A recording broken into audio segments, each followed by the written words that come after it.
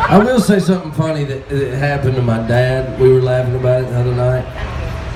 I guess it's childhood. I was kind of middle schoolish, and I was talking to this girl. You know, like, fellas, y'all know what I'm talking about. If you ever talked to a girl that was older than you when you were young, it was kind of cool, right?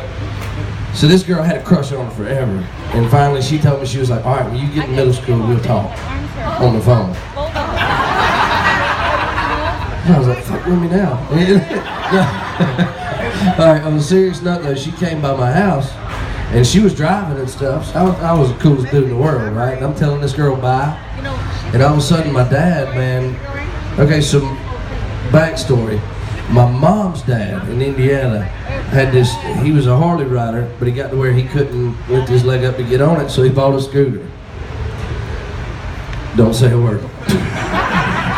So, he bought a scooter, and it was like booger, greenish, brown, the ugliest damn thing you've ever seen in your life. And my dad started riding the sumbitch around town. And people would come to school like, man, I saw your dad this morning, dog. Because it was messed up. Like, he wouldn't wear a full face helmet where nobody could tell who he was. He wore like a skull bucket, like a Harley helmet, with Ray-Bans and a leather jacket and shit. And they'd come to school, and I'd be like, man, I'm gonna beat somebody up. Next thing I say about my dad. But anyway, this girl's in my driveway, so that was your backstory. And I'm getting ready to tell her bye. She's got one of her friends with her, and all of a sudden, about 50 yards up on the hill, we had this shop, and I heard that so much crank up. And I swear to God, y'all, when he came out of the entrance of that damn shop, he was already in third gear. And he had his helmet on, and what he was gonna do was try to, like, slide up to us, you know, and show off. I'm gonna do an impersonation for you. That helmet, he was coming across, yeah, my dad, if you ever call my dad, all you hear on the phone is, aye, I tell you, man, aye. So he's coming across the yard on this scooter, a million miles an hour, just. And right when he gets up to us, this son of a bitch he landed throat first on the ground. He grabbed the front brake instead of the back one. That's a childhood memory for you. I want to crawl a hole and die. I swear, and nobody knew what to say. He couldn't breathe, he was all passed out. I was like, Dad, you alright, man? Yes, ma'am. Look, these memory questions, man. I just explained to you that I am friends with Willie Nelson. I have a very limited memory. Country Thunder. There's been some good stuff happening that way. I love summertime. I'll just say that. Country Thunder. Oh, man. Trying to think of something that happened. Okay, let me explain something to you. When it's summertime, all these shows kind of mold together. And if it happened before 4 or 5 years ago, I don't know what the hell happened. I was just as much there as he was. You got it. Country Thunder's a good show though, man. We've had a lot of fun with that one. It's great. I'm married now, so I can't tell a lot of the good stories from back in the day, you know. Bad. I get my ass beat. My wife's the one person I know that I'm scared of. Because she's got access to me while I sleep. You can be a badass all you want. Everybody's got to sleep. An unsuspected knife in the judgment. Wake up bleeding. What the hell? I heard what you said in Chicago. Go ahead, my friend. What kind of boat do I shoot and what do I drive? I drive a Harley if I can help it. Oh, how much poundage do I draw? As heavy as I can get to something. But I shoot a Matthews. I hunt with a Matthews, but I do shoot a Bowtech as well. And there's a guy from PSC that's been hanging around. He's supposed to give me one this year, so I'll shoot it too. I'll shoot whatever's free. What's that? Oh, okay. Yeah. We got hunters in the house. Yeah. Anybody got the fever yet? Y'all checking trail cameras and shit? They're starting to get big. I had one of my deer die this morning. I got a deer farm in Alabama. It's kind of sad, kind of. I got 10 acres you can hunt on. You got 10 acres we not? Oh, yeah. Yeah, I gotta tell you a pretty funny hunting story, right? So, we were doing this meet and greet one time, and one of the guys, a buddy of mine that hunts on TV, they had this long meet and greet line, right? And these people were coming through, and you always got this one asshole that stands on the side of the stage. What's that? Oh, I appreciate. I don't drink. You thirsty? Anybody 21? Yeah. Thank you though. Appreciate it. Whoever bought them. What was I talking about? Oh yeah. So there's this long meet and greet line, and there's always this asshole that stands at the front of the line. Well, there's a line way back here, and he walks right by the guardrail. Hey man. Like he don't care that there's people waiting in line. He wants to talk to you right then because he's not that guy. He's not a fan, but he wants to talk to you. He's like, hey man, like motioning him over. He's like, you won't kill a big deer? And my buddy was like, yeah man, I love killing big deer. He said, all right, well, you ain't come out my place, man. We got big ones out there. And he said, how big are they, man? You got about how big you think? He said, shit, man. Literally, like, you know, you tell somebody how big a dog is, you do that. You not? Okay, some of you got it.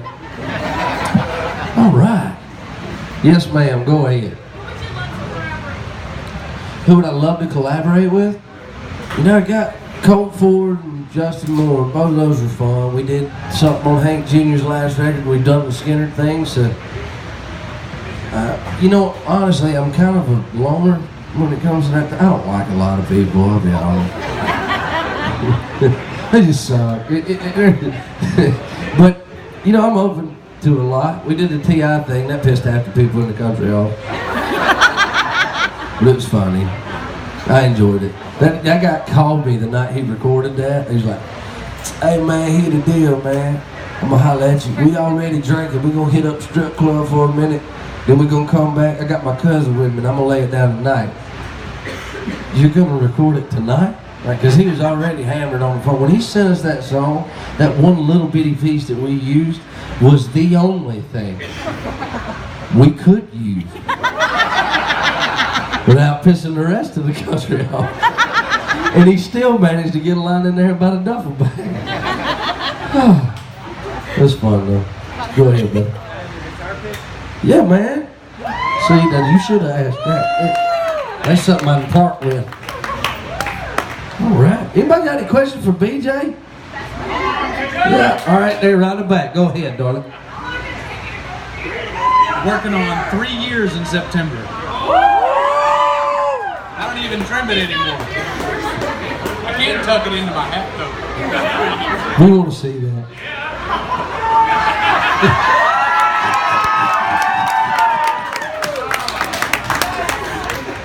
I can also take a little clothesline and tie it behind my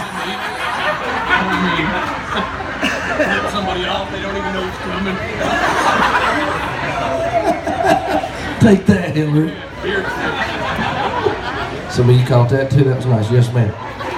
You have two? Well, you're breaking the rules, ma'am.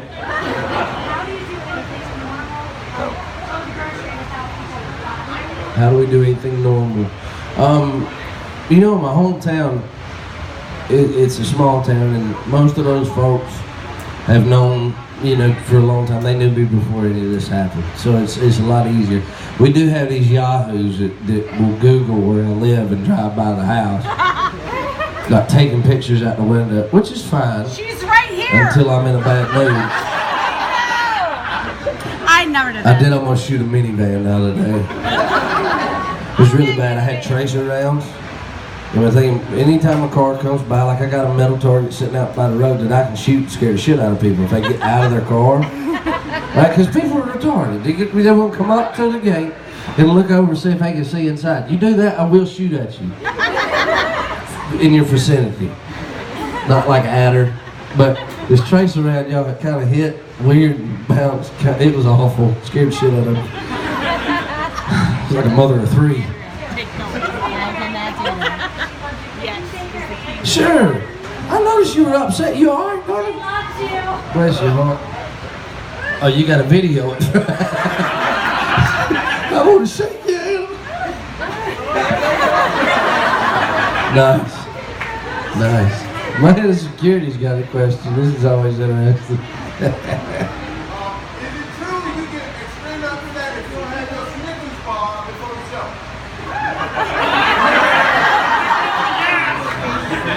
Yep. Yo, that's my cue to go. We're gonna grab a couple more and bounce on out of here. Yes, ma'am, in the back.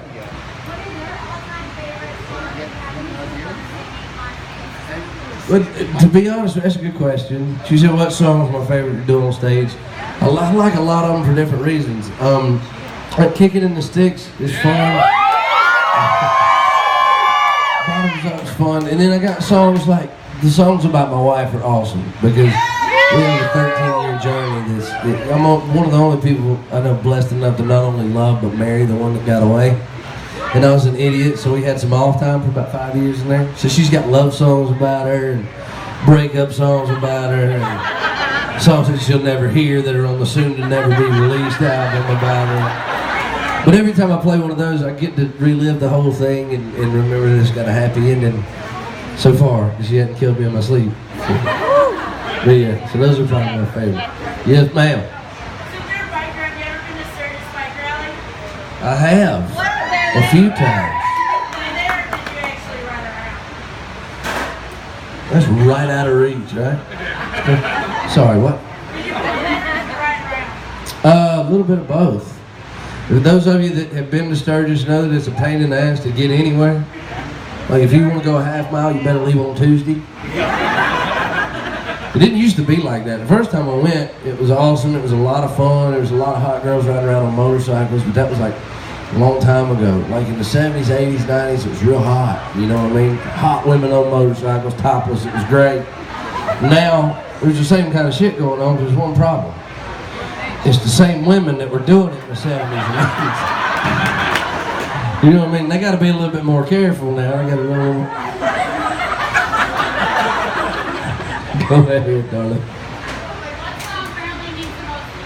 What song currently means the most to me?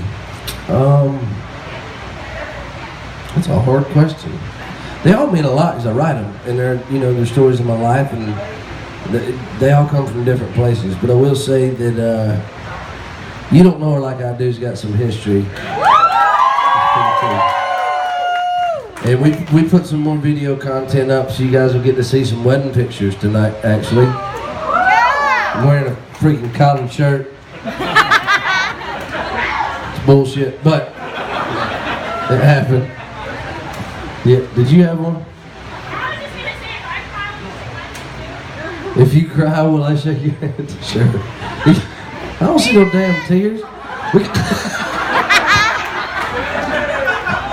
I'm just kidding. You're trying, she's trying. You shake Will's hand, he'll get you. Shake her hand, brother, you got it. That's the next closest thing right there. That'll boy. All right. Well, y'all, we're going to answer one more. We're going to bounce on out of here. I told you I'd get you, didn't I? Yes, sir. I know you've been working with them a lot. How well do you guys get along? How well do me and BJ get along? Yeah, what's BJ's opinion? What's your opinion of me, BJ? Let's cover this. You already know. Obviously, it's not as good as he's going to tell you. It's great. There's not anybody else in the industry that I'm aware of that writes all of their own songs, and so it's a privilege for me as a musician who studied music for a long time to actually be able to work with somebody who is as artistically driven as Brantley and can write some absolutely incredible stuff. So. Thank you, PJ. I love you too, buddy. Good question. I will tell you, we've got, man, as far as the band goes, this is the only, you'll see a lot of bands out there that you'll watch the show and you'll watch what they're playing, and it's definitely not what you're hearing. That's not the case with this group. These guys are talented enough to stand there and do what they do, and they're awesome, man. I'm the most blessed guy I know. And in this industry, I would put this band up against any band in the business at this point. So, thank y'all so much for coming out, man. We'll see y'all in a few hours. Appreciate it, y'all.